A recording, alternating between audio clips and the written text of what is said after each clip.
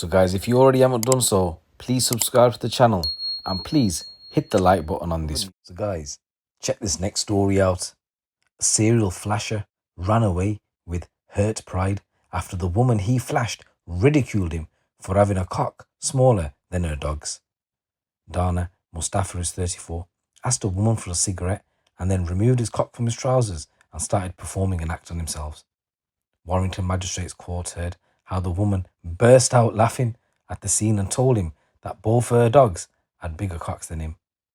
This caused him to run away with hurt pride, the court heard. The woman said that if she saw him again, then she would have launched him following the incident in September last year. The prosecutor, Angela Blackmore, also told the court about a man who was walking his dog in the town that same month.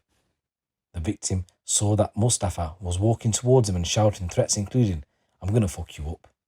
The victim ignored him, but Mustapha followed and continued to shout before walking away. Days later, Mustapha threatened the same man outside a co-op store. He then dropped his trousers, exposed his thing and started laughing, while a number of school children were also in the area. In another incident with the same victim, he threatened to kick his dog, cut his throat and used vile language against him.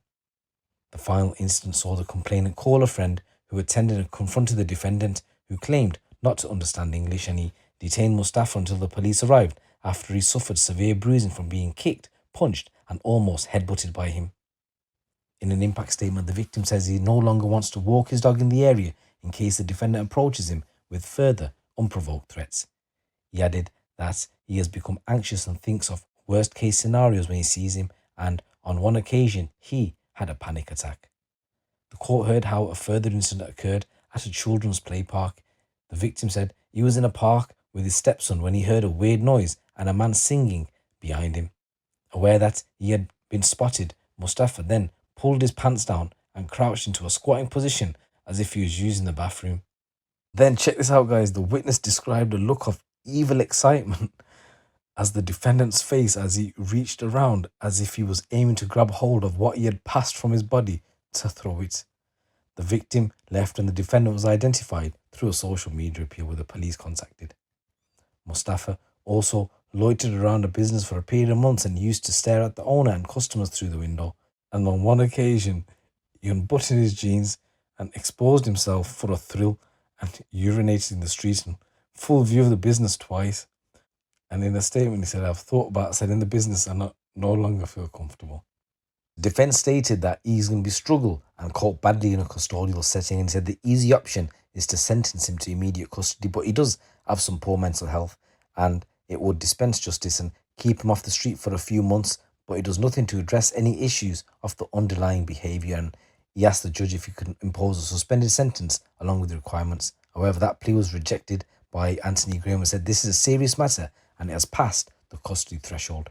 We are going to send him into custody today. So Mustapha was charged with 3 counts of exposure, and he also faced counts of threatening behaviour, assault by beating of 2 of harassment, 1 of which put the victim in fear of violence. He pleaded not guilty to each offence, but after being found guilty, he was sentenced to 46 weeks in prison. He was also ordered to pay £200 in compensation to the man he assaulted and was handed a 4-year criminal behaviour order. He was also handed a 4-year restraining order preventing him from contacting or approaching named people or entering a certain street. Absolute madness, guys.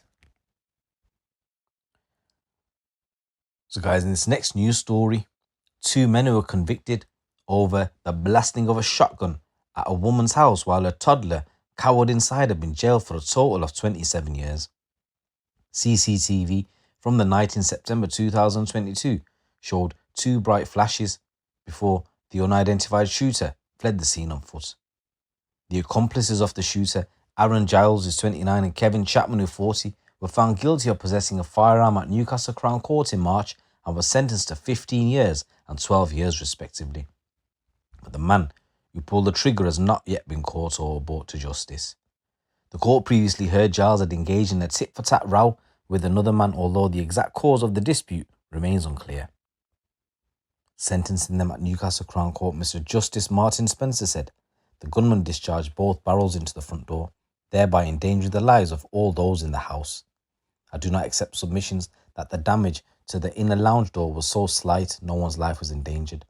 Anyone in the way of that shot would be in mortal danger. Thankfully, no one was in fact hurt or killed. There was a high risk of death or severe physical injury. So the row escalated dramatically after Giles had sent a gunman to the property where the man that they were after was living with his partner. All three were inside at the time of the shooting. Video of the shocking incident showed the gunman approaching the property, opening the garden gate and then firing 2 shots from a shotgun at the house before running away. A jury found Giles and Chapman, both of South Shields, not guilty of conspiracy to murder but guilty of possessing a firearm with intent to endanger life. So the prosecutor, Jamie Hill case, he told the court that there had been a lot of shouting outside the house, which led to the people inside the house to investigate shortly before the gunman opened fire. Fortunately, no one was injured in this incident. The woman who was inside the house at the time told detectives, "Me and my partner were talking in the kitchen and I was having a tab at the back door and I heard Ryan. I went out the back garden and had a look. I couldn't see anything and I went back in the house. I said to Ryan, there is shouting outside. He went to the front door and had a look and no one was there. About 5 to 7 minutes later, there were 2 massive bangs to my door and my door was rattling." She said she went to inspect the damage to the door and found multiple holes, some of which were described as massive and others tiny. Speaking after the trial, Detective Chief Inspector Louise Jenkins of Northumbria Police said this was an appalling incident that saw a shotgun brazenly fired at an address in South Shields. It is sheer luck that nobody was seriously injured or killed. From the outset of this investigation, we were determined to ensure effective justice was brought against anybody found to have had any involvement in this shooting, and I am pleased that the jury has now convicted Giles and Chapman for their roles. The outcome is only possible thanks to the outstanding work of a team of detectives and staff from across the force who carried out a huge amount of inquiries in order to ensure both defendants had their day in court. I'd also like to thank our colleagues at the CPS for their continued support. So guys, this is a new story coming in where Aaron Giles and Kevin Chapman have been found guilty of firearms offences, have been sentenced to a total of 20 years in prison for their horrific attack. And in a new story coming from London ways, 2 men have been jailed after detectives seized cocaine with an estimated street value of more than £14 million in West London. Richard Johnson, who's 47, of Sheffield, and Kamil Sololowski, who's a Polish national, was sentenced on Friday the 5th of May. The pair were arrested after officers witnessed a box containing some of the drugs being transferred between a lorry and a van in a slip road near Northolt shortly after midnight on the 25th of November 2022. The box was found to contain 20 kilos of cocaine. Another 6 boxes were found in the lorry, which arrived in the UK through the Channel Tunnel about 3 hours earlier.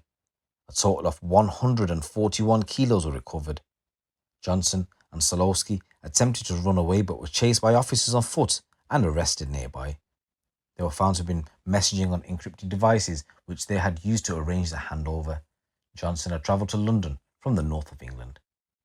Detective Constable Leon Yor from the Met's Specialist Crime Command said, "I am certain these drugs would have ended up in the hands of dangerous criminal gangs and it would have resulted in violent crime and antisocial behaviour." Guys, here's a few stories coming from the streets of the UK. It's your boy GC. Keep it locked, keep it real.